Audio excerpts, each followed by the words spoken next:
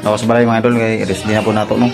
O matanaw ipuka ko sa bibi mga idol no. Itanaw TV kay magpatimpla og gatas. So timplahan nato mga idol no. Bilang isang amahan mo na yung mga idol. Ampingan ninyo mga anak mga idol. Ampingin jud ninyo no. Mo nagingan mga idol og turuan og tudloan og mayong pamatason mga idol. Okay, sige. So timpla sa to mga idol kay nangayo og dili. Mga idol, ito yung mahimo mga idol kay amahan man ta. So timplahan gyud na to. Minit mga idol. Tapos higpitan mo. Hintay lang yung tubig mga idol. Yung matunaw lang siya.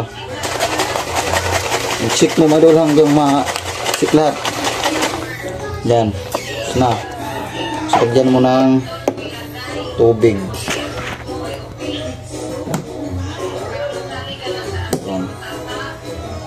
Kabo pa tayo nito. Ano natin tubig tayo mga idol? Dag tubig.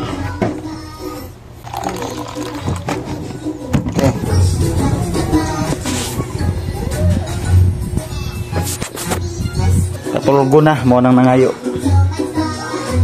So karon wa pa ta kalaba mga idol oh. Awa oh. Ay bunon mga idol naghana. Oh. Tila ni bunon no. Daghan na bunon. Bago ta malaba hugas ata. Apa oh. Hugason. Oh. Hugason. Okay na itong katingog ng manok. Ato pa hiwaon. Nah, ana yun ng isa ka magminyo mga idol. Busy.